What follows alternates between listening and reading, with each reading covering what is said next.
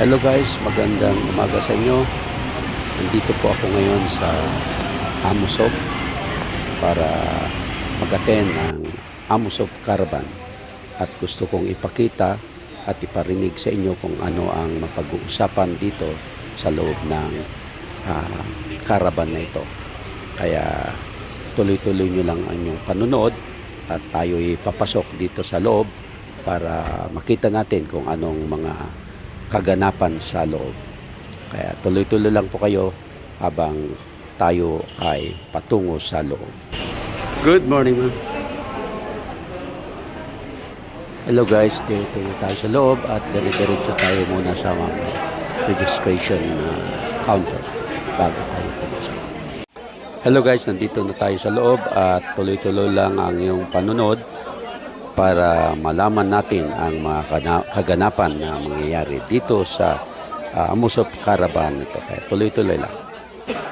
Okay guys, bago tayo pumasok sa loob, ay dito muna tayo sa receiving counter para magparehistro.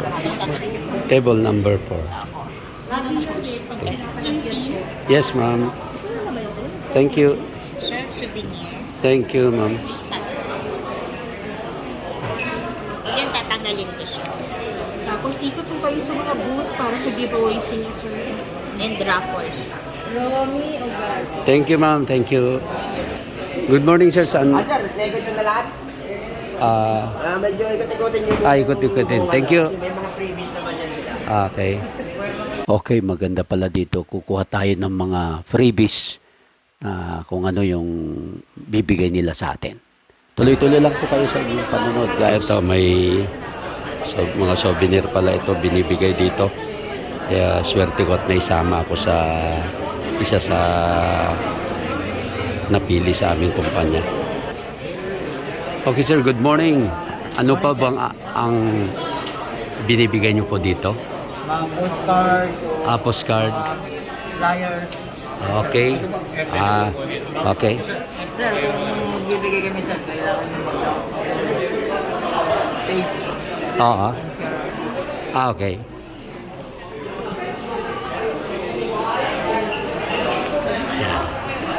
Kaya Good morning. Good morning, sir. Manila International Seafarers Center. Yes. Sa South Harbor po ito. Pagka bumisita po tayo, meron po tayong complimentary drinks doon.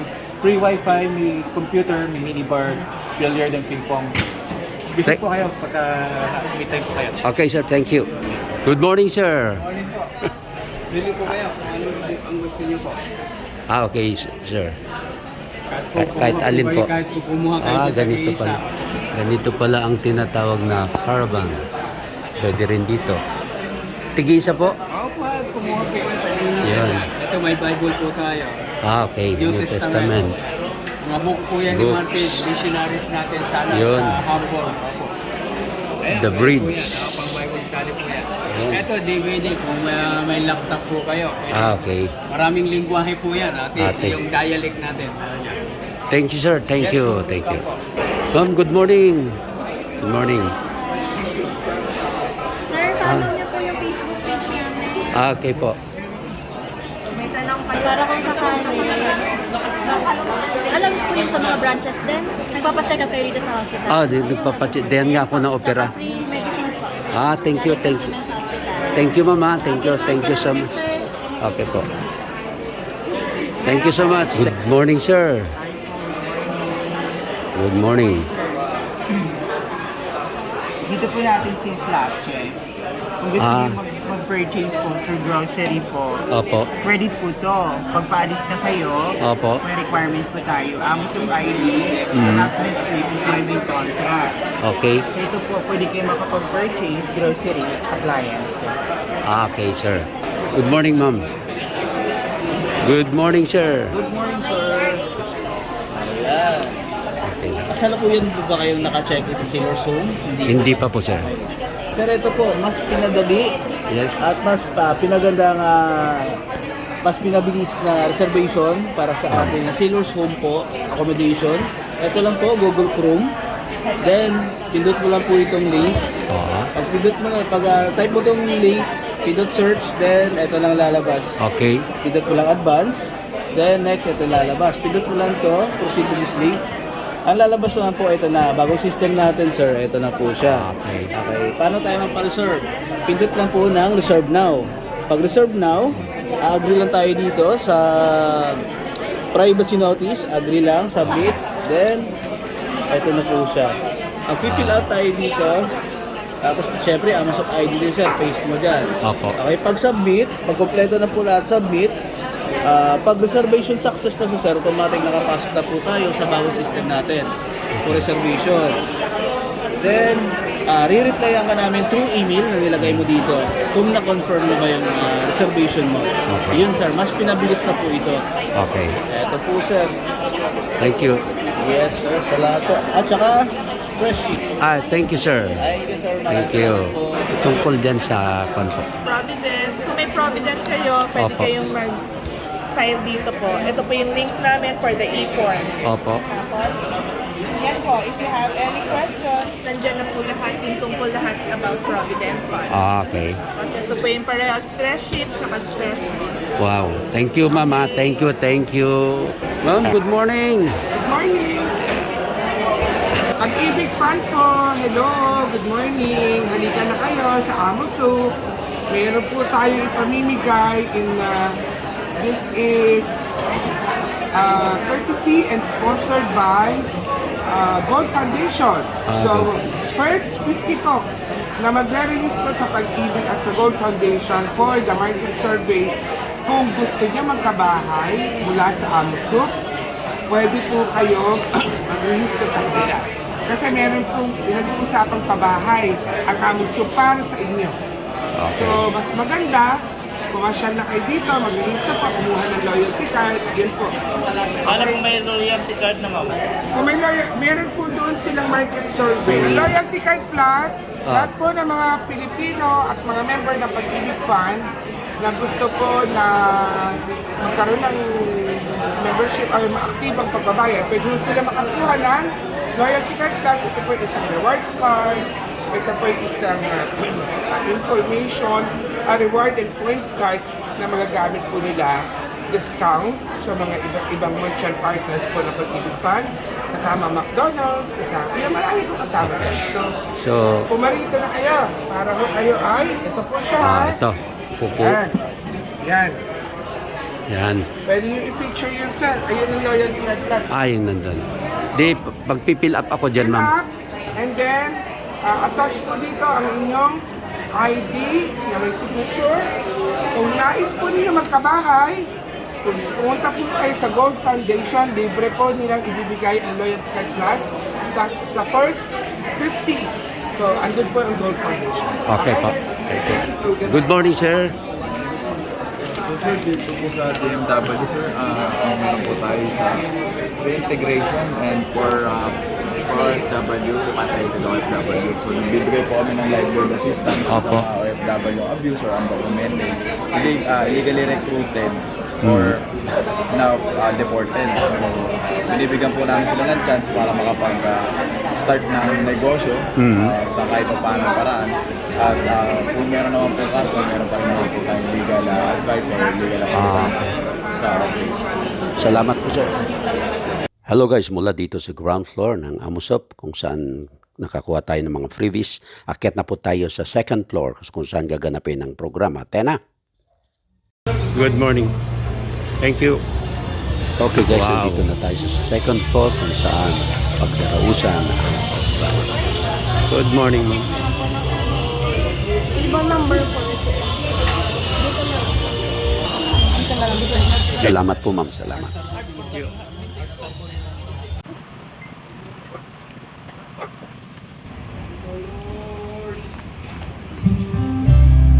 Dear Heavenly Father, we thank you for gathering us all today in this important event. We ask that you bestow your guidance and blessing upon each attendee. May we honor one another with keeping an open mind. May we voice our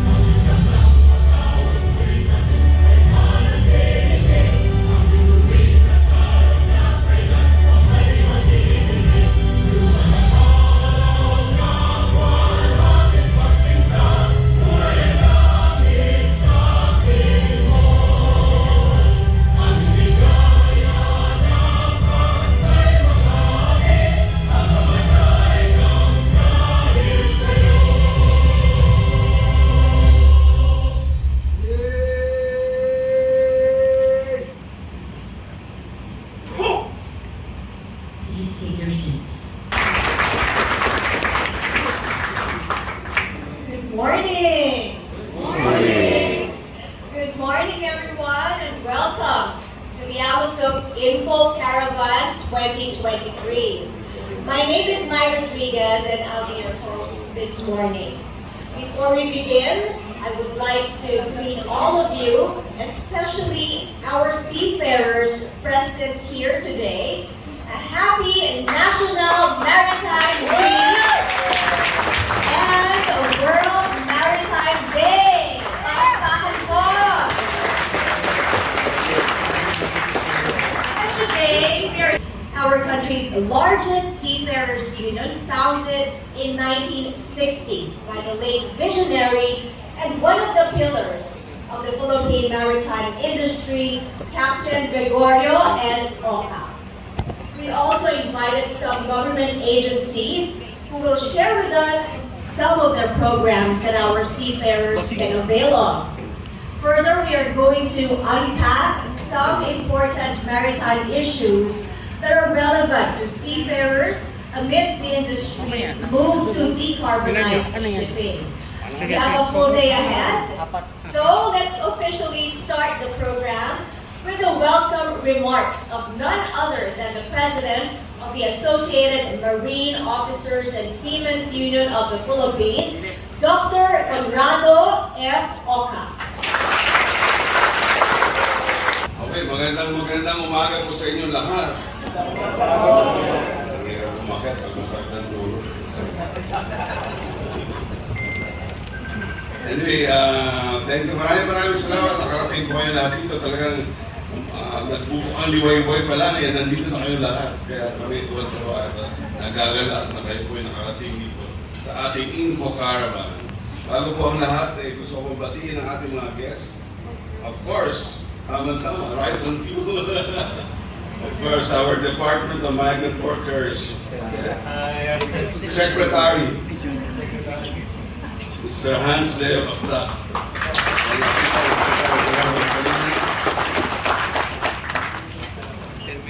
Thank you very much, Sec, for coming over.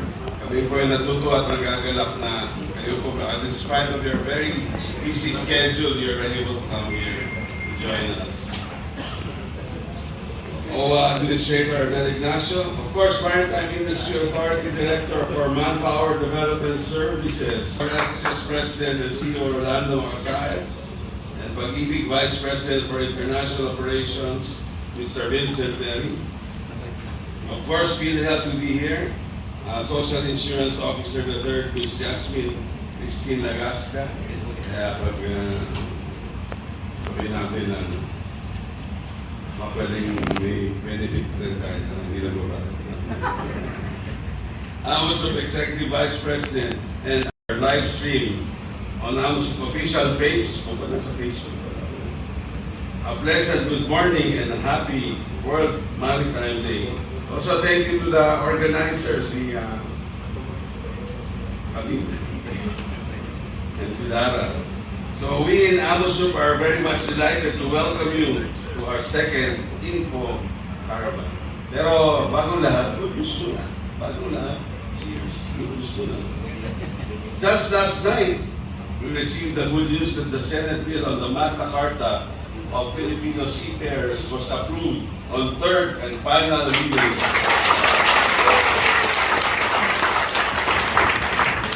Yan po si Secretary Kaktak and sa Senate. The rights and promotes the welfare of all Filipino seafarers. I'm confident that the Magna Carta, once enacted into law, will also enhance the stability of employment of Filipino seafarers whom Amosup represents.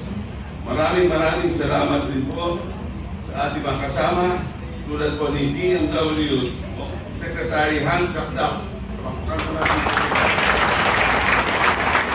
Administrator Ned Ignacio at ang iba bang natin mga kakampi natin sa pagsusulong ng karapatan at kapakanan ng mga Pilipinong mandaragat. And also thanks also to our Amosup legal team. Sila po, nagpulit po sila para mag-attend po sa Senado at tulungan po ang ating meeting na mga senador. Si Atty. Giorgio Sade at Atty. Noli Partido.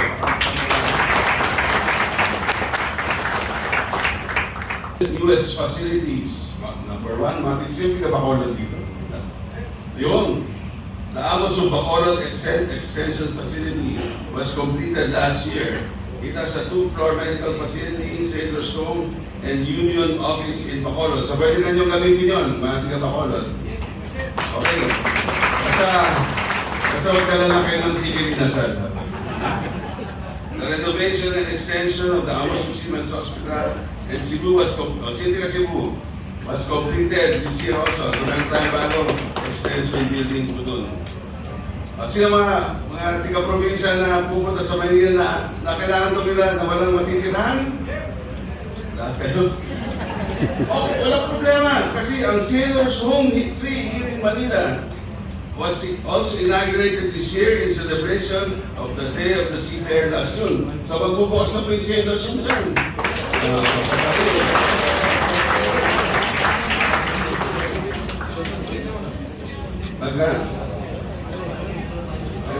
Hindi na ba tayo permit? Mag-rally kayo doon sa harap ko ito. We are set to open the Museum Mandaragat, o may museum din tayo, Mandaragat or the Seafarers Museum on the ground floor of Sailor's Home 3 in celebration of Amosup's 63rd founding anniversary. November 11 po yan, i-inaugurate po natin yung ating bagong museum. I know this would not have been possible if not for the extraordinary vision of our founder, Captain Gregorio Oca, who laid the strong foundation on which we are building our union's work. Indeed, his legacy lives forever. But our union's strength does come from our ranks alone, but also through strong tripartism, harmonious collaboration between government, private sector, and workers' representatives. That has greatly contributed to our growth throughout the years. So today we are honoring that bond. This is why we have our guests from various government agencies, the private sector, and even our friends in the media, to show that Amosup is a friend to all and enemy to none. Secretary Toots was our staunch ally in championing seafarers' rights and welfare. Thank you very much, and again, welcome to all of you to the Amosup Caravan 2023. God bless you all. God bless you all. Mabuhay po ang Filipino Mandaragat.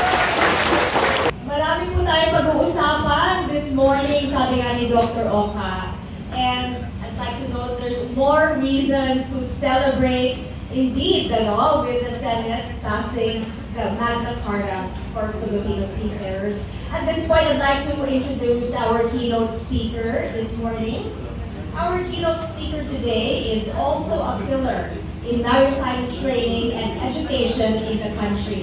Like Captain Oca, he is a visionary who brought Amosup's Maritime Academy of Asia and the Pacific to great heights in the past 25 years, having been recognized as a center of excellence by some of the most reputable international bodies in the industry.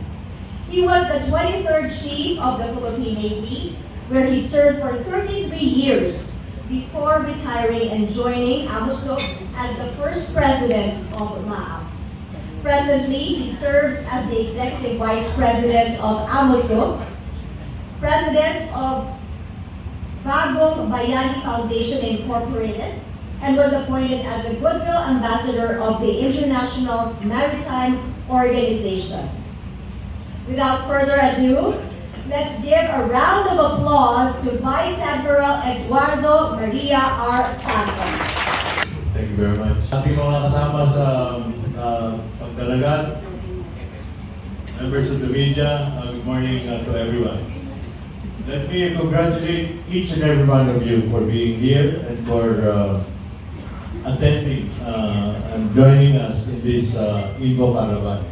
Ito po ay para sa inyo. Naisip po ito ni Dr. Oca na magkaroon tayo ng information campaign upang malaman naman ninyo at malaman din natin mga kababayan kung ano ba ang seafaring, ano ba ang Amosup.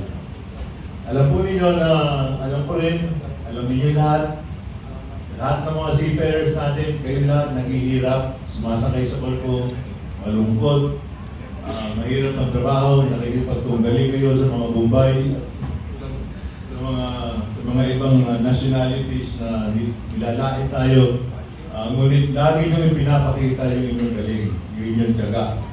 Okay? talagang nakahanga-hanga ang inyong mga ginagawa doon sa barko. Kahit na papano, kahit na nag-alisan na silang lahat, nandun pa rin yung marinerong Pilipino. And that's why I'd like to congratulate and thank all of our seafarers for, and especially our members, for the great job that you're doing.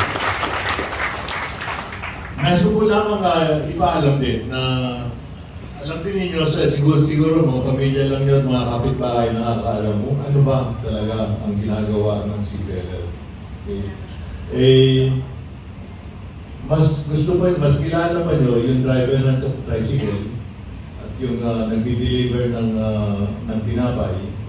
Kasi alam nyo, tuwing umaga niya yung tinapay, di ba?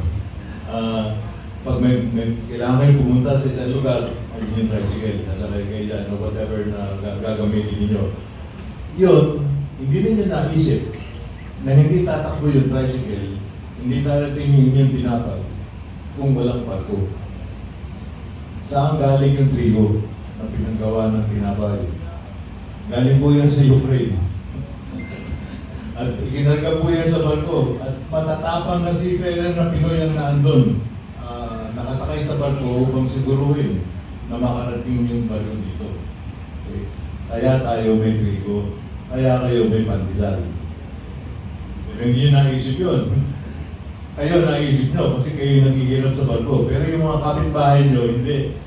That's the reason why we're having Info Caravan para ipakita sa madla yung kahalagahan ng seafaring. Palagi tayong invisible.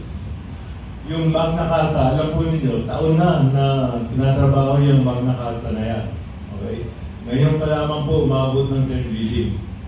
At ang dami nang naghirap dyan, panahon pa ni Captain Oka, nag-umpisa na yung panukala ng Magna Carta for Seafarers. Nauna na yung mga teacher, nauna na yung mga ibang profession. Nahuli pa rin yung seafarer. Third reading pa lang po, hindi pa tapos. Okay? But anyway, that's truly a big success. But what's important, I think, to all of us, kailangan po magpakita tayo ng gilas. Pakilala tayo. Pag-ikot na sa baba, nandiyan po yung lahat ng services na Amosup. Nandiyan yung financial services natin, nandiyan yung medical services, nandiyan yung social services. Doon po sa tabi, makikita po nyo, nandun po yung simulator ng baha. Sa union yan, sa inyo yan. Okay? Yan po yung simulator natin. Ano ginagawa? Tinuturuan natin yung mga kabataan, yung mga susunod sa atin upang maging magagaling at hinahangad at hinahanap ng mga kumpanya upang maging kanilang opisyal. Okay? So paano natin ginagawa yan? Pinapakita natin sa lahat na we are trying to be as competent, if not better, than all the others. So maliban sa meron tayong tiyaga, kahit na mahirapan pa nandyan tayo, magaling pa tayo. Diba? Darating na po ngayon, na-mention ni Dr. Roca yung digitalization at saka decarbonization. Yung mga D na yan, medyo nakakatakot. Salamat, Vice Admiral Santos. Napakagandang mensahe po. Ayan, narinig po natin lahat. Maraming paraan para iangat ang antas ng ating kaalaman. At nandito ang Amosup para gabayan kayo, ang ating mga Filipino seafarers. To introduce our next guest, the success of the Philippine maritime industry largely depends on strong tripartism between and among our government agencies, the employers, and workers' organizations such as Amosup. Today, we are joined by officials who are working very hard to ensure that our seafarers get their much-needed support from the government. Our next speaker has always been a champion of overseas Filipino workers, both land-based and sea-based. He was the administrator of both the Philippine Overseas Employment Agency and the Overseas Workers Welfare Administration Executive Director of the Department of Labor and Employment's National Conciliation and Mediation Board, and the agency's Undersecretary for Labor Relations. When the Department of Migrant Workers was established, he became the Undersecretary for Welfare and Foreign Employment. And recently, he was appointed as the Department of Migrant Workers Officer in Charge. Let us welcome on stage with a warm applause, DMW OIC Hans Leo Kapda. Salamat sa inyo. Magandang araw, magandang umaga po sa inyo lahat. Kamusta po kayo? Siyempre, unang-una ating nanginig na pagbati sa ating Amosup. Ang namumuno ng Amosup na si Dr. Conrad Alcado. Magandang umaga po sa inyo. Matagal na rin pong kasama si Vice Admiral Santos. Magandang umaga rin, sir, sa inyo. Director Lingad ng Marina. Umaga po. Kasama ko po ang head ng Sea-Based Center sa Department of Migrant Workers. Matagal ko na rin nakasama sa DOE, si Director Ogie Augusto San Diego. Kilalanin niyo si Ogie kasi mga concerns sa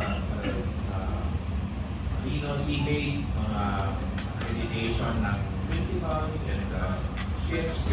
To our next special guest, his government agency was established to integrate the development, promotion, and regulation of the maritime industry in the country.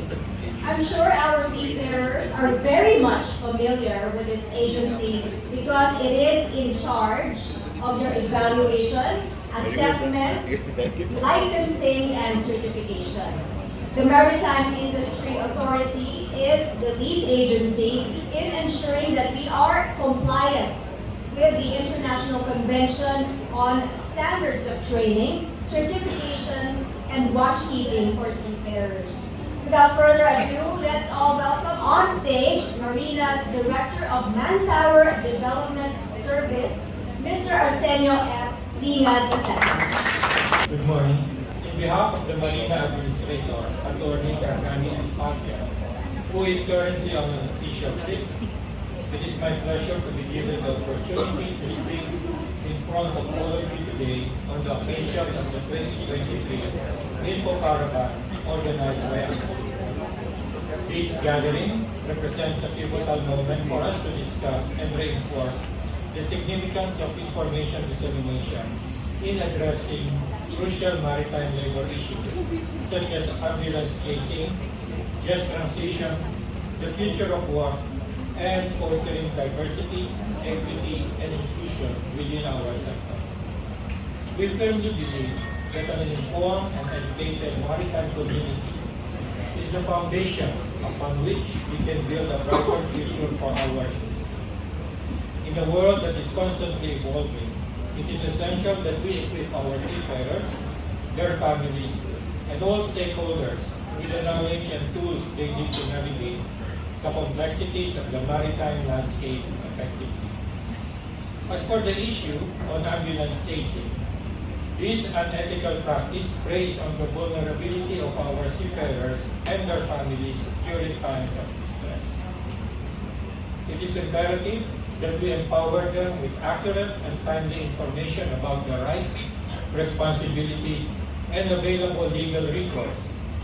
Marina is committed to working closely with organizations like Amosup to develop and implement educational programs, campaigns, and resources that raise awareness about ambulance chasing and empower our seafarers to protect their rights.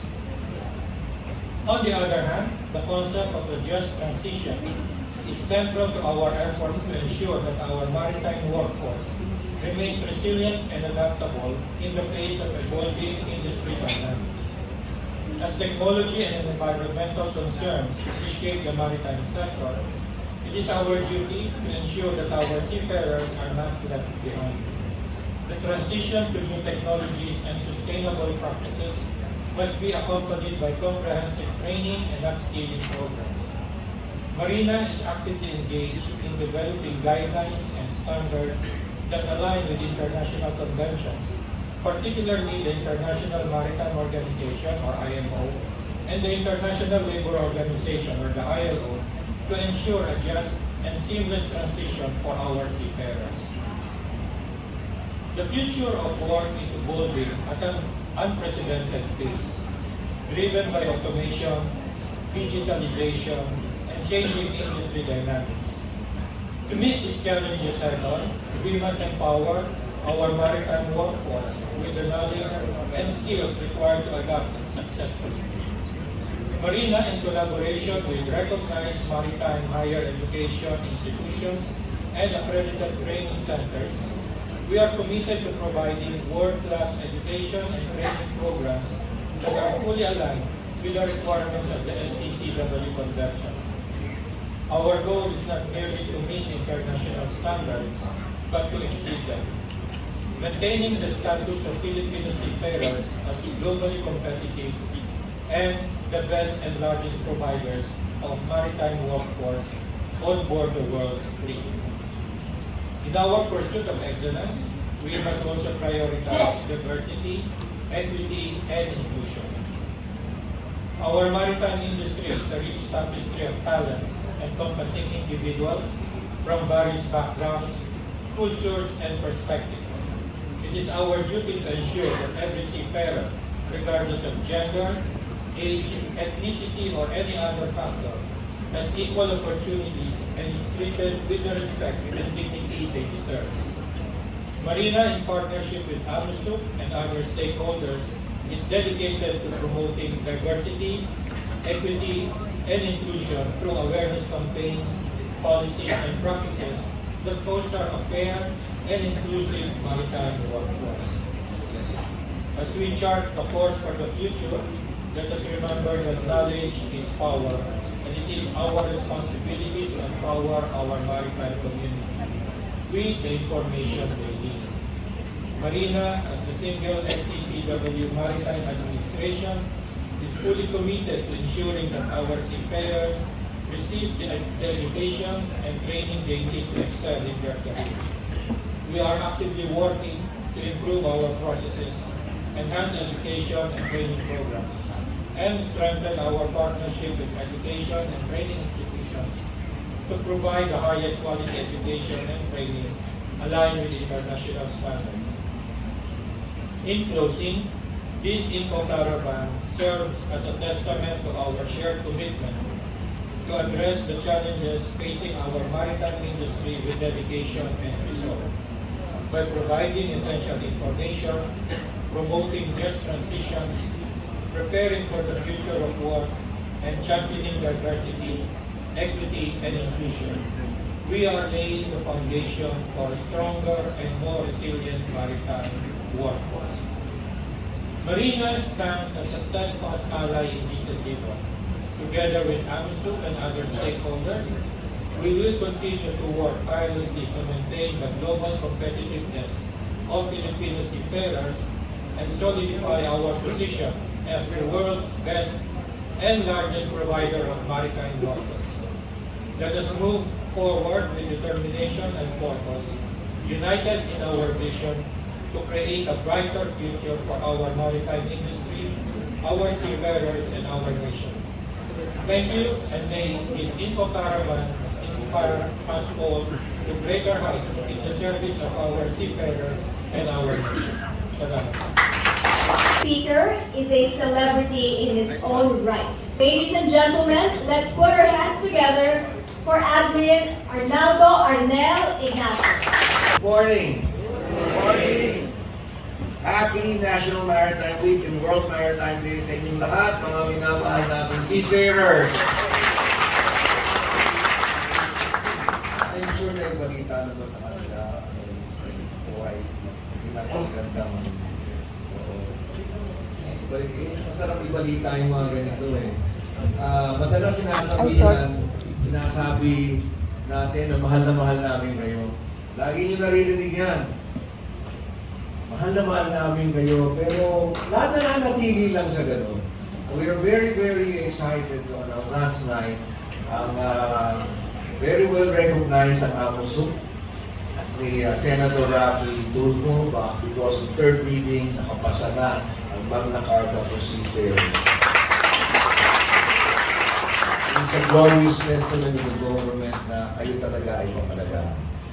And ang hindi pala akong babasahin speech. Excited ako dun sa mga pinabalita ko sa inyo na ang OWA naman, ang aming binubuo, hapon, halos maghapon kami nag-uusap ni Captain Ribustes.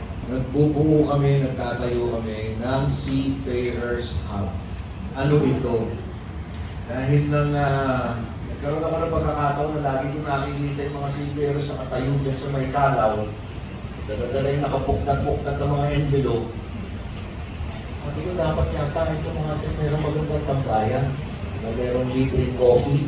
Libreng coffee. Hey, there's more! There's more! Don't get excited with just a free coffee. Nakadala.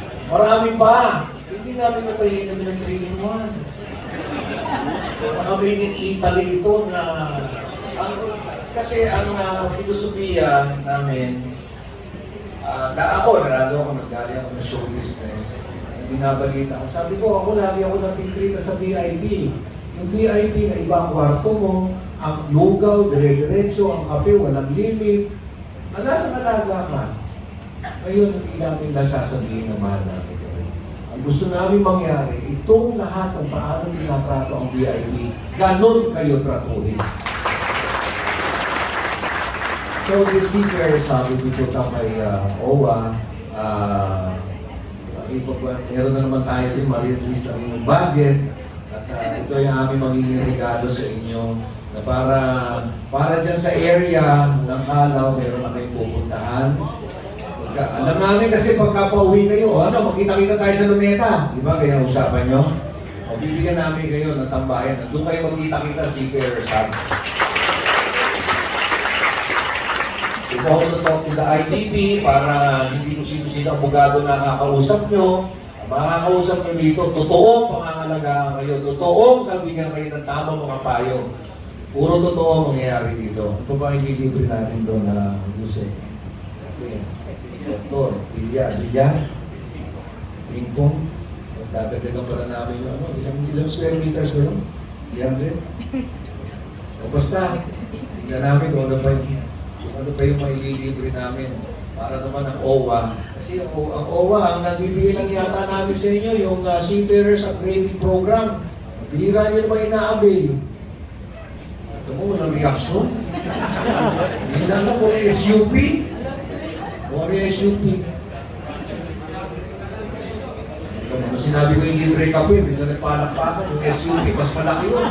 Wala man lang pumalakpak. Yung Seafarers Upgrading Program, actually, meron sulat sa mesa ko na parang pinapasponsoran yung 69 na mag-a-upgrade daw ng kanilang pag-aaral. Mabigay ko na sa iyo yung content, budgetan mo. Okay, congratulations sa Associated Marine Officers and Seamen Union of the Philippines sa pumumuno ni Dr. Conrado Oca para sa inyong Amosup Caravan 2023. Gusto ko lang parating sa inyo ang isang magandang balita kasabay ng pagdaliwang nito. Ay, ito na pala yun, nauna pa ako. Magtatayo ang OWA ng isang Seafarers Hub sa Mabini Street, Manila, kung saan ito ay isang one-stop center para tugunan ang inyong requirements, kasama pati ang libreng legal services. Tapos na mga araw na kayo ay nakabilad sa init ng araw o basang-basa sa ilalim ng ulan. Tapos na yan, bibigyan namin kayo ng napakagandang lugar na mapagmamalaki nyo na uuwi kayo, sasabihin nyo, doon tayo magkita-kita sa Seafarers Hub. At nilagay namin sa area, ito nga yung pinagtatanong namin kahapon, bakit daw doon? Kasi nga lagi kayo nandun Hindi na namin kayo yayayain na kayo pumunta. Kami na pupunta sa inyo. Nakikita namin kayo nandun. Alam na namang turo pa namin sa kayo pupunta. Alam kung makukulit kayo. Hindi kung nasan kayo, doon natin itatayo. Ayos ba yun? So Amosup, I assure you of a good partnership. with OWA in ensuring the safety and welfare of our seafarers. So to you, this is OWA Administrator Arnel Ignacio. Mabuhay ang Amosup, mabuhay ang ating seafarers, at mabuhay ang Pilipinas! And now, ladies and gentlemen, we have come to the next segment of our program about Amosup. Last 2020, Amosup celebrated its 60th founding anniversary. The pandemic kept us from celebrating this milestone event, but now that we have finally gathered again, let us all together reflect on the legacy of Amosup's beloved founder, Captain Gregorio S. Oca, in these videos. Bawat problema may solusyon. Bawat pagsubok may aksyon. Para sa miyembro marino, nandiyan ang Amosup. Sa pamamagitan ng collective bargaining agreements sa iba't ibang pribadong organisasyon, nasisigurado ng Amosup ang pagpapabuti at patuloy na pag-angat ng buhay ng bawat Pilipinong mandaragat. Noong 1960, itinatag ni Captain Gregorio S. Oca ang Associated Marine Officers and Seamen's Union of the Philippines, o Amosup, dahil nakita niya ang pangangailangan na mga kasamahan niyang Filipino mandaragat. Lahat sila ay malayo sa pamilya, malapit sa pamilya, pati sa humaharap sa lahat ng hamon. Kaya ginawa misyon ng Amosup ang pagiging isang matatag na sandigan ng mga marino sa gitna kahit ang mga pamilya. Sinimulan ni Captain Gregorio Santos ang misyon na ito upang matiyak ng patas at ayon sa global standard ang natatanggap nilang sahod. Itinayo ni Captain Oca ang Seamen's Hospital upang pangalagaan ang kalusugan ng mga marinerong miyembro, kasama rin ang mahal nila sa buhay. Nagsimula sa isang maliit na clinic sa Port Area, Manila, at ngayon may Seamen's Hospital na sa ibang panig ng bansa.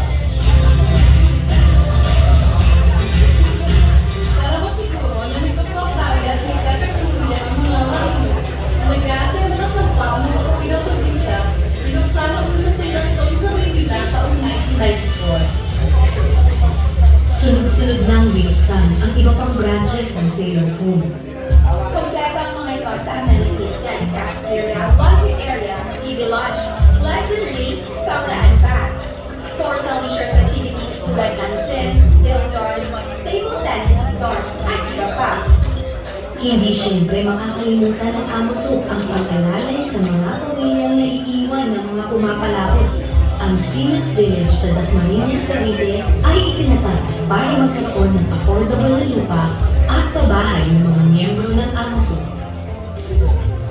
At para masiguro na hindi magkukulang ang kanilang pang-araw-araw ng pangangailangan, inilunsad ng Amosup ang slab chest.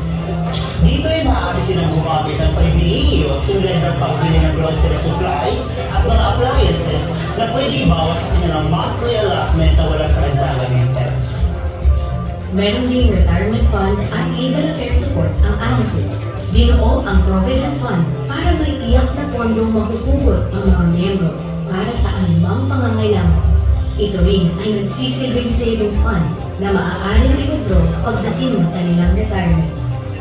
May legal team din na nakaantabak sakaling magka-problema ang mga miyembro sa trabaho na kinakailangan ng tulong ng abogado dahil ang mga Pilipino mandaragat ay in demand sa maritime industry.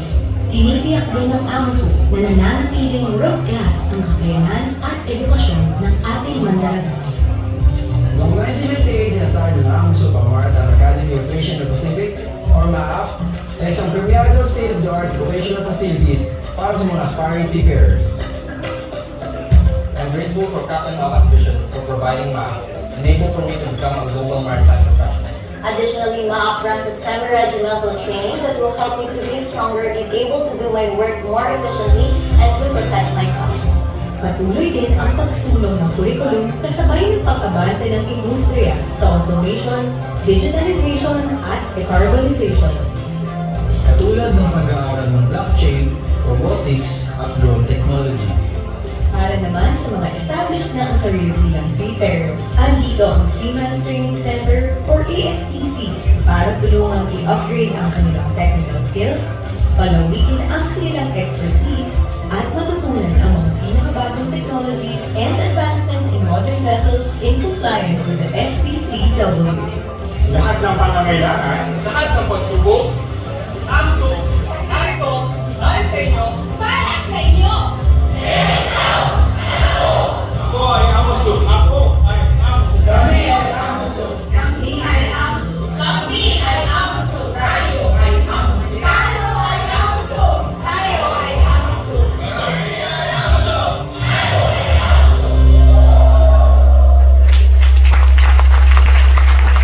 For International Affairs, Mr. Johnny Boy Oka. Magandang umaga po sa mga special guest, sa mga marine na nandito. Pasensya na, magsasalita ko sa Tagalog kasi hindi tayo magaling sa English.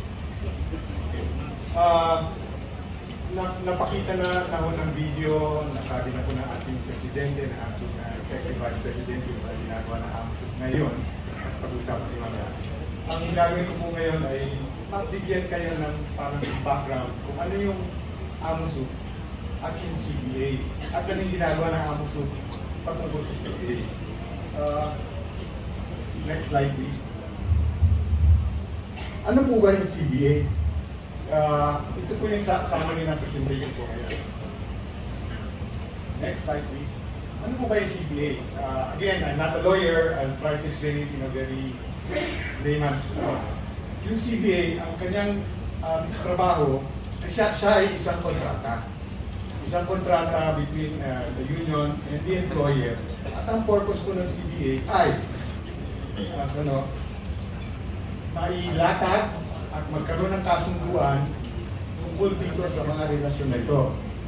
Yung obligasyon ng employer sa seafarer, obligasyon ng employer sa union, seafarer sa employer, union sa employer, at susubukan po ng mga employer, susubukan ng union na magkasundo at magkaroon ng mutual agreement dito sa mga provision na yan.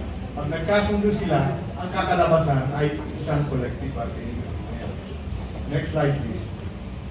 Para sa Amosup, isang klase lang ba ang CBA meron ng Amosup? Hindi po, medyo madami. Isa lang po ba ang Amosup lang po ba ang involved at saka employer lang po ba ang involved sa CBA? Hindi po. Madami mong mga parties na involved dyan.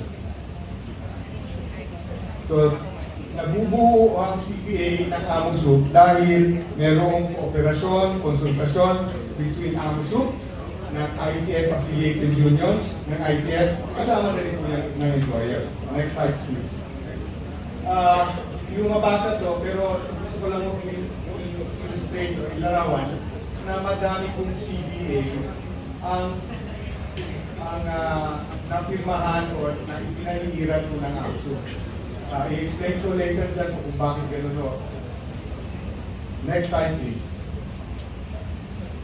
Ang Amosup po ay affiliated sa International Transport Workers Federation.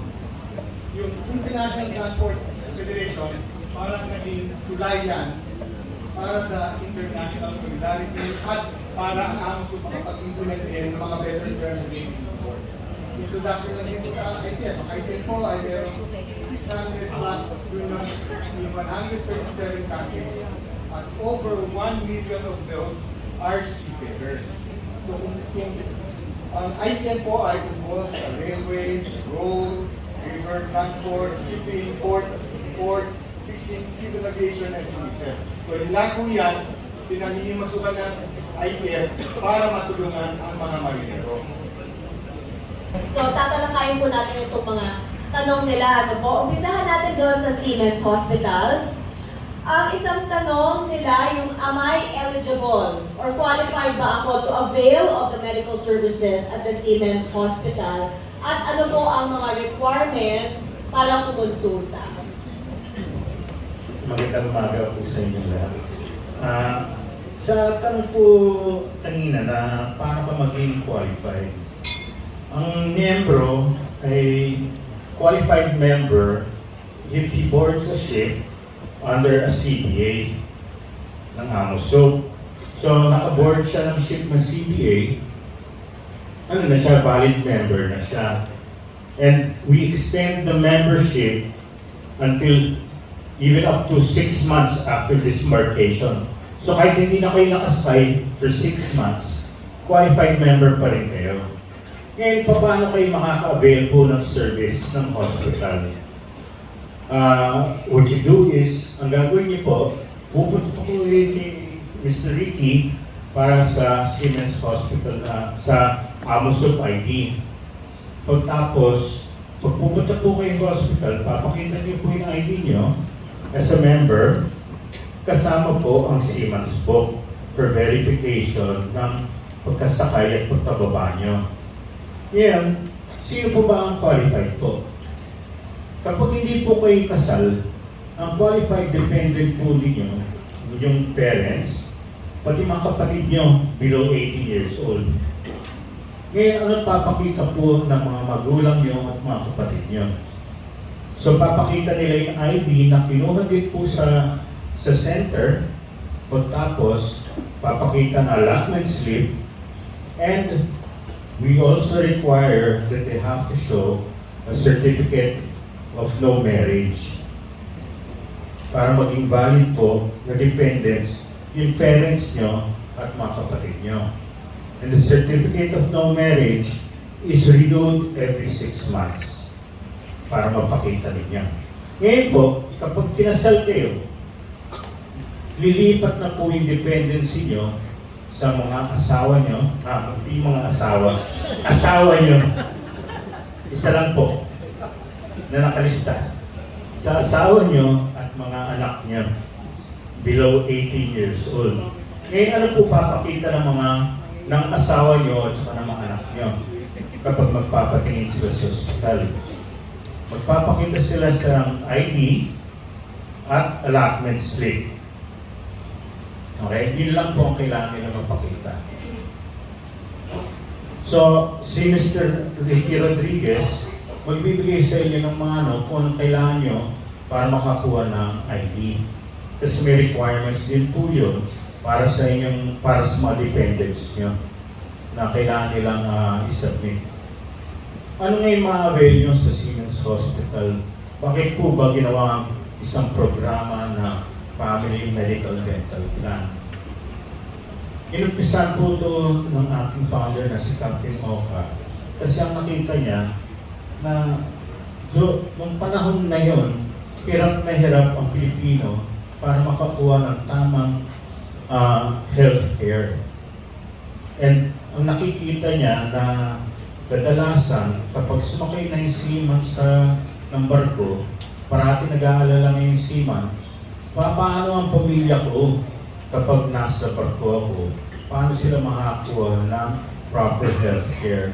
So, inumpisan to, tinayo ng maliit na clinic na pinakita ko ni Vice President J.B. Oka na nag-umpisa sa maliit na clinic sa port area hanggang sa lumaki na talaga tayo na ilang hospital na sa Manila, Cebu, Iloilo, Davao, tapos may mga clinic sa Dagupan at sa Bacolod.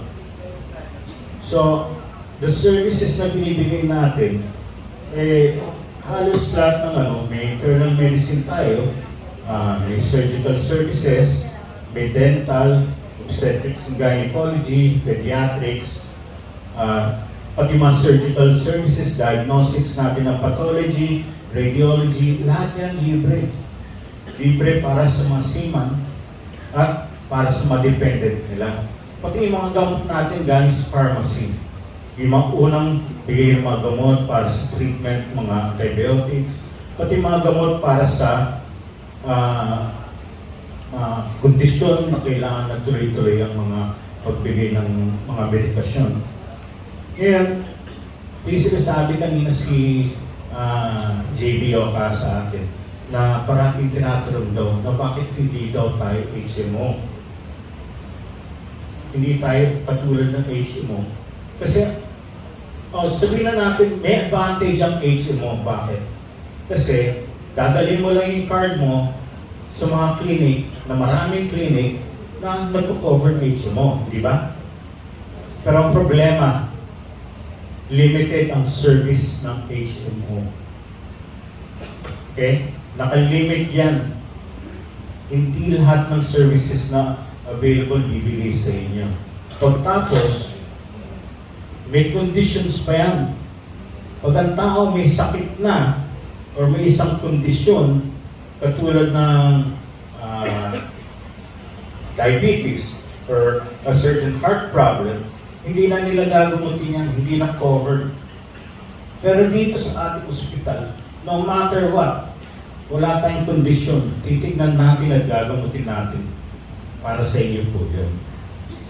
Yun po ang kailangan na, yun ang serbisyong binibigay po ng Family Medical Dental Plan. Mali po dyan, dahil sa pagkakaano po ng ating presidente na si Dr. Conrado Oca, pinalaki niya ang services natin. Maliban sa regular consultations, surgical consultations, or surgical operations, marami pa tayong mga ibang mga services na binibigay. Meron tayong hemodialysis. Ang ating pathology department, lahat po ng equipment niyan computerized na. Very accurate na results. Ang surgery natin, kumpleto po yan. Hindi lang general surgery. We also have orthopedics, urology, general surgery. We also have ophthalmology. Makikita niyo po dito sa ating bagong extension ng hospital, we have 7 operating rooms already. We have an ICU which has 7 cubicles already. Our radiology department has new equipment. We have our MRI. We have a CT scan. We have digital X-rays, ultrasounds. We also have a nuclear medicine available here. And we were one of the first hospitals to have the molecular laboratory during the time of COVID. So, nabigay natin ang proper response para sa ma-identify ang COVID properly. Yun po ang nakikita natin services. At lahat po yan libre para sa inyo po. Maraming salamat po. Pumunta naman tayo doon sa Sailor's Home. Can I stay sa Sailor's Home at paano po mag-extend sa Sailor's Home at ano po ang requirements para tumuloy sa Sailor's Home? Magandang umaga ulit. Bago mo sagutin niya, ang mga organizers po may nilabas na QR code na binigay sa inyo. Diba? Paki-copy nun, nandun yung brochure ng electronic brochure ng IPF, nandun yung mga contacts ng Provident Fund, Siemens Hospital, etc. Kopyahin nyo na, parang naka-record na ho sa mga telepono nyo. Naglabas ho sila ng parang mga pamphlets na makikita nyo yung mga QR code. Kasi mas madali kong nasahin sa bahay o habang nasa jeep kayo, yung mga detalye doon. So, makihanap na lang may mga QR codes doon dyan na pinaikot nila para makopya nyo. Para doon sa proper explanation natin. Okay, seryoso. Ang tanong po ay hanggang gano'ng katagal? Tingnan po muna namin yung sitwasyon ng Amosup. Binilang po namin ang aming current membership ngayon nasa mga 100,000. Active, inactive. So, sabihin na lang natin, ang kama or bed space po na available lang ngayon sa Amosup or sa sistema ng Amosup, yung Zeroso, 600 plus. Pag nabukas po itong bago, magiging almost 1,000 na yan. So, madadagdagan. Pero yung 1,000 na yun, napakaliit pa rin kumpara sa potensyal na gagamit ng membro. Alam mo namin na pagdating ng palapit ng Disyembre o ng Enero, dadagsa po ang membro dyan. Kailangan namin gumawa ng sistema. Kailangan namin gumawa ng medyo paglimita. No? Ang maximum stay niyo po sa Sailor's Home ay 15 días. Ang mandato po na binigay sa amin ay dapat bigyan ng importansya yung mga kabababa pa lang at sasakay na. So yun ang binibigyan ng prioridad sa Sailor's Home. Kumbaga, kailangan kami maglagay ng patakaran na kailangan may bed space sila. So kung sabihin natin 1,000 na yung bed space mo, mag-aalat kami ng ilan para doon sa mga posibilidad na biglang dumating galing sa Porto. Awa ng Diyos, hindi pa kami dinadagsa na galing sa Porto. Ilan-ilan lang. Pero pagdating ng Disyembre, baka dumami pa. Sila ang kailangan namin. Tapos, ino-organize o inaayos na namin yung pag-assign sa mga nag-aasikaso ng papeles, nag-exam, nag-training, etc. So yun yung pamamaraan na ginagawa ngayon sa Sailors. So, nasa gusto ko. May requirements pa po. Ano requirements? Okay. Isang nabasa ko kasi yung mga katanungan ng mga miyembro. Bakit kailangan mag-registro? Bakit hindi walk-in? Sa ngayon po, yung national po, pwede mag-walk-in yung kabababa ka na. Yun sigurado, dapat kasi magdatos na sabi ng pag-isiya niya, kailangan makahanap kami ng real space. Yung iba kailangan namin i-organize. So, ang pamaraan ng pag-organize naman ay pag-gamitin namin yung teknolohiya. Kung ang contact numbers dyan, pwede ka tumawag sa telepono nila. Yan, sa mga telepono nila, pwede kang mag-direct message sa telepono nila. Pwede kang pag-email sa email address nila. Na practice na po namin yan, medyo may isang taon na hindi na namin nagawa, na merong ayos-ayos na sistema. Kailangan namin gawin yan para ma-organize yung pag-stay at hindi magkaroon ng aberya na biglang lumagsa. Ang history po ng Sailorson, merong taon na 2 buwan ang waiting period para makakuha ng kama. Hopefully, hindi kami umabot sa gano'n ulit pag maging popular na yan sa mga member. Maraming salamat po, Sir JB. Pumunta po tayo doon sa Amosup ID at Records Department. Mr. Rodriguez, ito po ang tanong nila, am I eligible to get an Amosup ID? Paano po mag-apply? Okay po. Lahat po ng seafarer na sumakay ng Amosup registered vessel o may collective bargaining agreement ay po na-feeding member na Amosup. So pwede silang mag-avail sa amin ng ID. Punta lang po sila doon sa amin sa Records Department, bukas kami alas 9, alas 4. Pwede nilang makuha sa amin yung dependence ID. With, siyempre, meron kami hindi na dokumento. Isa yung Siemens Puksara, mas maganda, or yung mga endorsement letter from the company, or payslip, or allotment slip, or contract employment. Pwede silang makakuha na ID. Isa pa, kailangan po ng physical presence yung mismo papayari, kailangan po na doon po sa ating opisina dahil on-site na ID capturing po ginagamit. Okay, sila po mismo ang pupunta doon para mag-apply nila ang mga requirements. Yes, ma'am. How long is the processing? Gaano po ba katagal at kailan po nila makukuha ang kanilang ID? Actually, ang Amosup ID po, napaprocess namin within the day.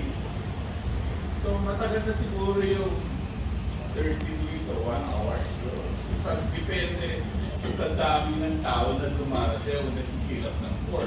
Depende rin yun kung gaano siya kadali mag-fill up ng port. So, kung mabilis ang mag-fill up ng port, matatawag tayo sa first come, first serve system. Then, ang dependent side naman po sa amin din, kailangan din nila ng mga dokumento na katulad ng allotment slip or CPL, allotment slip, CNOR, birth certificate ng mga slip below 80 years old. Then ganun din po, 94 ang ano namin. Then for the married, kailangan ko nilang magdala ng marriage contract and the allotment slip. And meron po isang category ngayon na lumalabas na single parent. So, ang kailangan naman doon lang is the allotment slip plus the birth certificate with the acknowledgement of the father. para mabigyan ng idea din. Laro po, maraming salamat po, Mr. Rodriguez. So, naman po tayo sa slot chest. Ang tanong po nila, how can I make a purchase sa slot chest? At pwede po ba mag-order online? Magandang umaga po. Yes po. All qualified member can avail slot chest. Madali lang po. Punta lang po kayo sa slot chest. Present niyo po yung mga requirements. Amosup ID, allotment slip, or employment contract, or latest payslip. Pwede rin po mag-avail yung mga dependent nyo kung naka-onboard na kayo. Ito po, malaking tulong po ang slot chest para po sa mga bagong alis, yung hindi pa nakakatanggap ng first allotment. Bali, wala po itong interest. Pwede siyang mag-avail ng grocery in 1 month payment or 1 month reduction, and then yung appliances po for 6 months maximum reduction. No interest. Pwede po kayo mag-canvas sa mga affiliated supplier namin like Avinson, Western, All Home, Electro-World, yung mga gadgets po, mga cellphone, pwede nyo dalhin sa barko. Mag-present lang po kayo ng requirements, and then kung na-verify po yun na okay, pwede mag-fill na po kayo ng application form to avail appliances. Paano po yung pagbayad, ma'am? Tsaka, pati po ba yung miyembro ng pamilya makakapag-purchase? Yes po, pwede. Yung designated allotment nila, pwede namin i-allow pag on-board na sila. Ang contract nila is 8 to 10 months contract or 1 year. They can avail staff chest up to 8 months, provided bayad po ng manning agency yung previous purchase. Depende rin po sa approval ng manning yan kung i-allow sila to avail on credit. May certain arrangement po. And then yung sa online po, initially pilot testing kami na serve kami ng online purchases nila during pandemic. And then, pwede pa rin po sa ngayon, kaya we have limited access through Vibers and emails lang po. And then, pinipick up nila yan. Pero sa ngayon po, majority ng mga member and alati, gusto nila actual nakikita yung item. Tsaka nag-check nila kung mura pa talaga. Kaya, yun po, okay naman po ang online up to now. Depende po sa request nila. Maraming salamat po, Ms. Pagkalinawan. Okay, ito po ang Provident Fund. Pag-usapan po natin, nandito po si Attorney Max Abad. Ang tanong po nila, am I eligible to file a Provident Fund claim? At ano po mga CPAs ang may Provident Fund? Unang-una, salamat, May. Binigyan niyo ako ng pagkakataon kapag explain yung Provident Fund system na Amosup sa ating mga miyembro. Magandang umaga sa kanila. Ngayon, sa tanong mo, sino yung qualified na kumuha ng Provident Fund? Ngayon, ayon dun sa rules ng Provident Fund system, yung mga qualified dito, syempre, retirement fund ito. So, pagdating ng 50 years old, isa yun, 10 years consecutive service ng miyembro, binilang to sa pag-embark niya sa barko. Yan ang simula. 2 years inactive service, ito pangatlong rason, hindi siya makasakay, anumang rason yun. Itong rason na to, prorated to, no? Kung doon niya kukunin yung inactive service yung magkakuha ng Provident Fund, may prorata tayo doon eh. Pagbigay ng principal na Provident Fund benefits. Isa pa, syempre, yung death, pag namatay yung miyembro, kukuha ng Provident Fund ang kanyang mga beneficiary, no? O yung mga heirs niya. Isa pang rason ay ang permanent illness o disability, no? Dito sa rason na ito, kailangan ng deklarasyon ng isang medical doctor na permanently unfit siya na sumakay ulit. Yan yung mga rason ayon dun sa ating mga patakaran, no? Nasa booklet to ng bawat Provident Fund depende dun sa CBA, no? Kung ano man yun. Kagaya ng isang tanong mo, kung ano-ano yung mga CBAs na may provident fund.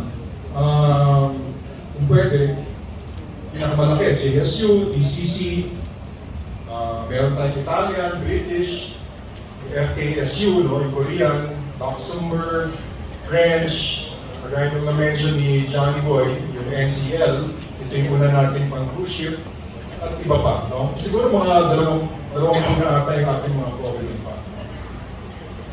Okay, may isa pa pong tanong, paano po mag-apply? Ano po yung proseso at ano yung mga requirements?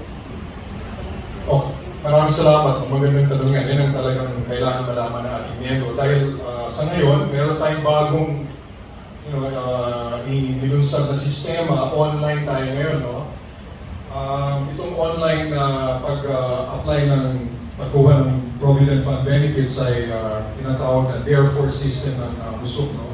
Na kinontrata natin ang Canon. Isa to sa pinakamalaking digitization company at document management system, no? Siyempre, alam nyo kung may Canon. Ngayon, tama-tama to dahil ngayon, sigurado lahat yan, may mga cellphone, mga miyembro natin, no? Meron mga cellphone yan. Sigurado ako, mga BPI, Banco de Oro, meron silang online banking. Kailangan ang Amosup sumbay rin dyan sa teknolohiya.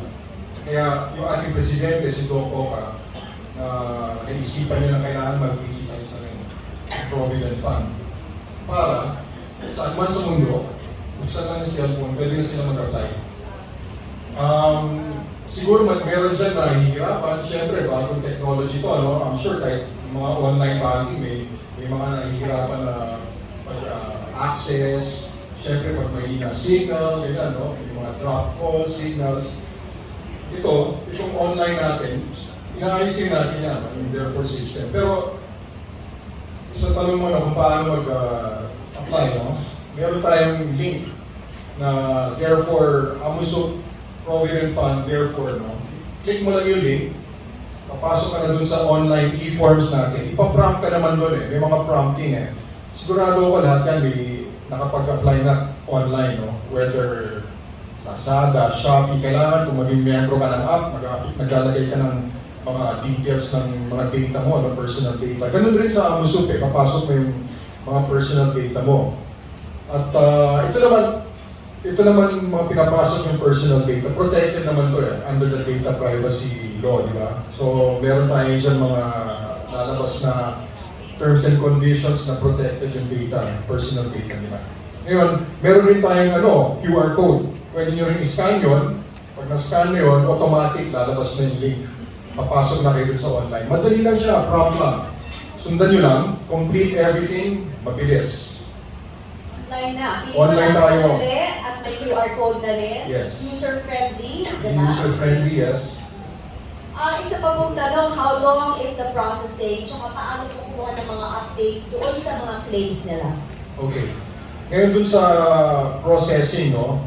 Nung hindi pa tayo digitize, panahon pa na physical documents, dadaan sa bawat section ng Provident Fund Office, umaabot ka ng mga isang buwan. 20 days, mabilis na. Ngayon dito sa online Therefore system natin, sa last survey ko, checking with all the sections of the Provident Fund, we're bringing it down to 7 to 10 days. Okay, working days yun, not including holidays and weekends. We're trying to make it even faster than that.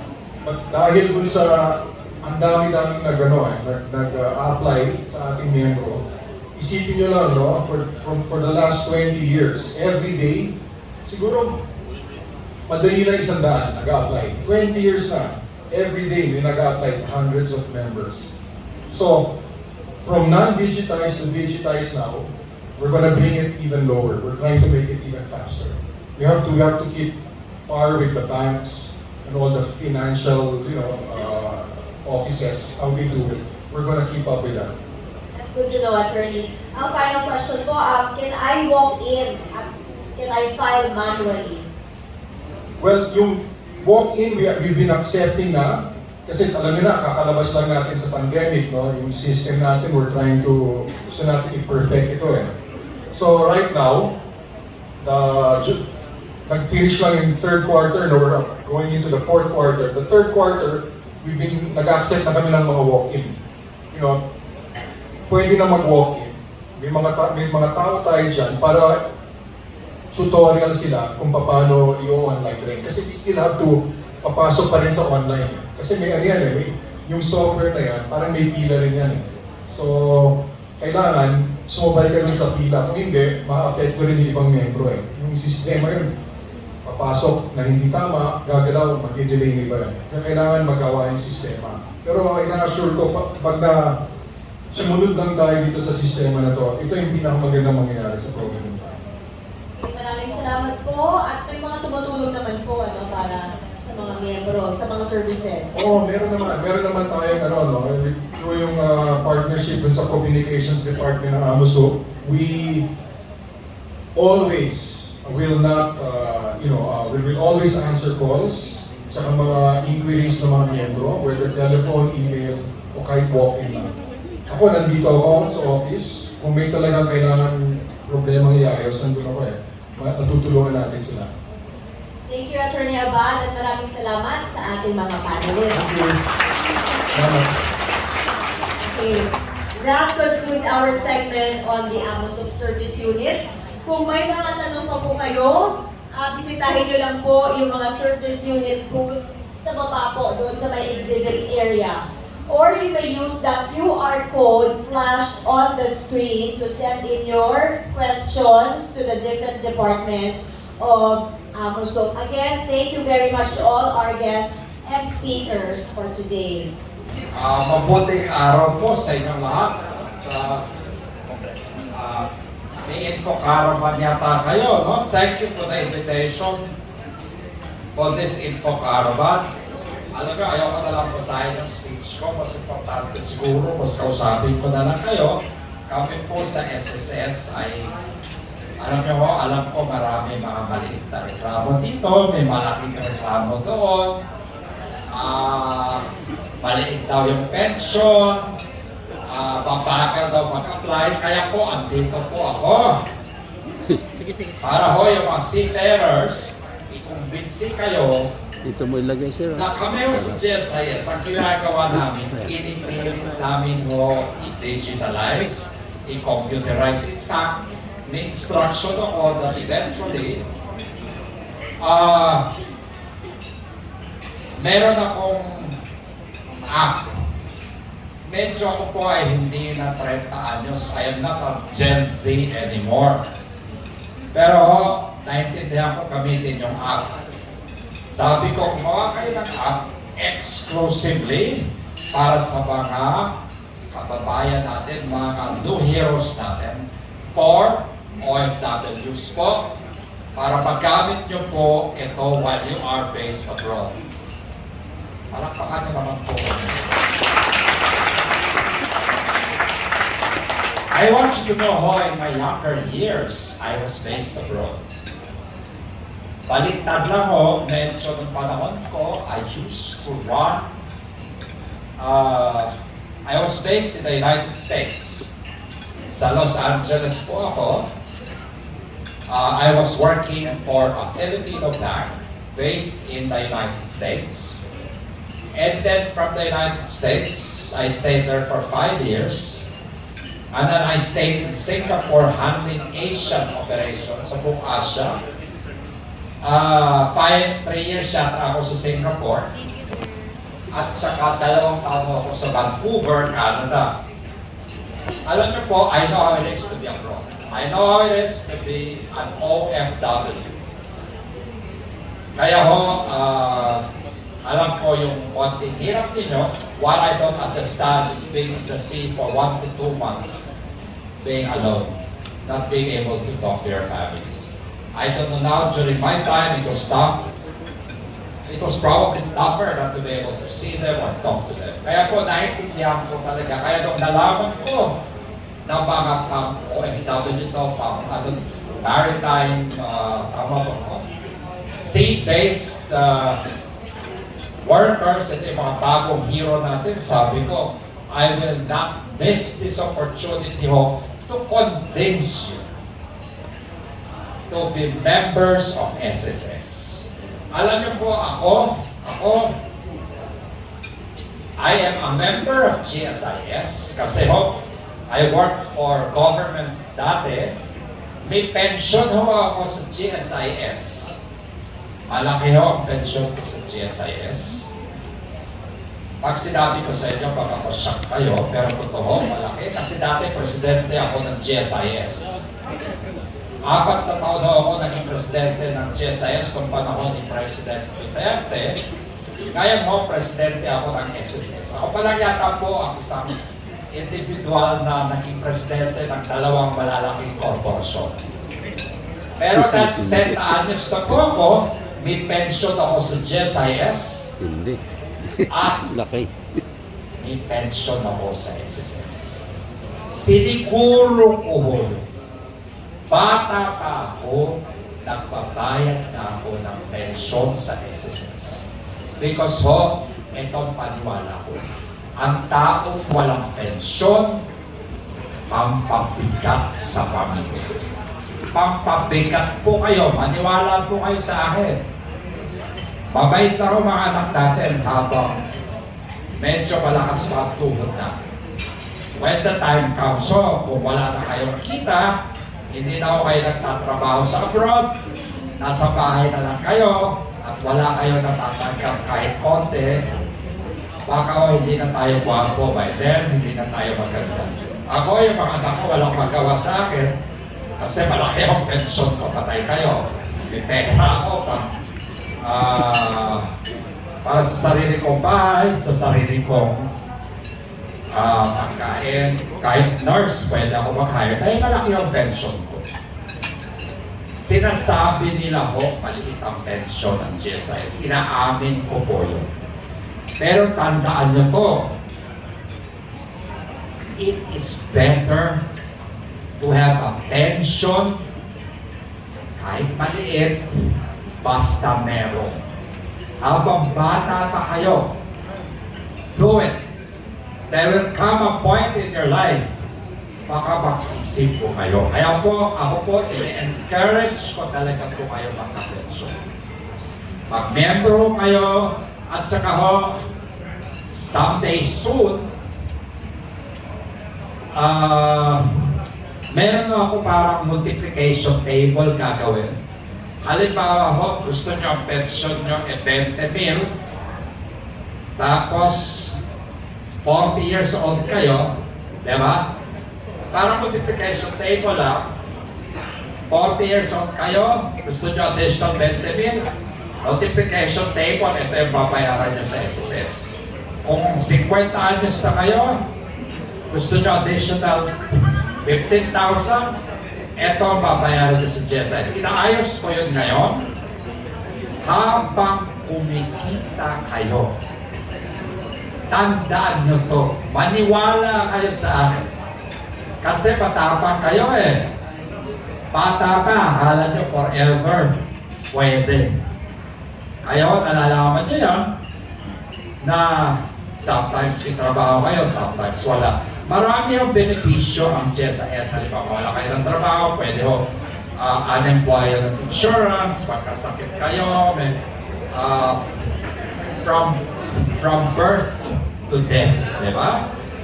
Funeral benefits, death benefits, marami ho talaga. Pero pinag-importante yung pension.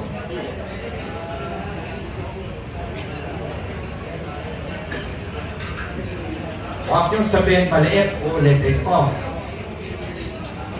Kesa wala. Total po, maliit din lang naman ang kontribusyon ninyo. I think 570 ang minimum, Carlo. Pwede up to 2,400 o 4,000 yata, no? 4,200 pwede. Para mas malaki yung pension. Yung umabot ko naman 20,000 a month. Sana ho, tandaan nyo, ang pensyon ay very, very important. Ang isang may pensyon at pensyonado ka tulad ko. Kaya sana in-encourage ko kayo. Now, alam niyo po, pag presidente kayo, marami kang alalay. So, andito po si Mr. Carlo Villacorta at saka yung team niya. At may mga tao ako sa isang branch ng Manila na sa baba. Kung ako sa inyo ho, kung paalis pa lang kayo, mag-rehistro daw kayo. Kahit hindi kayo magbayad muna kung wala kayong pera. Pero magsimula na ho kayo mag-rehistro kasi when you're abroad, pwede naman ho kayo magbayad. We have ways to do it. May mysss.gov kami.com. Pwede nyo sundan ang instruction doon what you have to do to be able to pay. Nakikita nyo na monitor nyo lahat. At kung may mga utang mo kayo, sana bayaran nyo rin para hindi mo namin i-deduct yun sa pay. Kahit dahan-dahan lang. Tutuloy yung mga penalties na wait ko yun. Alagaan nyo ho yung membership nyo po. Because nung kaedad ko kayo, never ko akalain na tatanda. Never! Alam niyo po, magyayabang ako sa inyo. Vice President na ho ako at the age of 28. At the age of 28 ho, na-assign na ho ako sa Amerika. Tapos, naging ako, Regional Vice President sa ASEAN. Hindi ko akalain na tatanda ako. Okay? Now that I am older, I don't regret na nagbayad ako ng SSS, nagbayad ako ng GSIS. Sila ma'am dito sa harap ko, medyo sa tingin ko, baka edad kami ng konti, tumatapos sila. Ulitin ko, mga bata, ng bata tayo. Ako, akala ko, walang katapusan. Pero ulitin ko, parang yung kanta ng tatanda ka rin. At kailangan may pensyon. Salamat sa inyo. Happy Seafarers Day! Mabuhay! Okay guys, tapos na po ang ating Amosup Caravan. Sana marami kayong natutunan at nalaman sa mga guest speaker natin. Salamat po.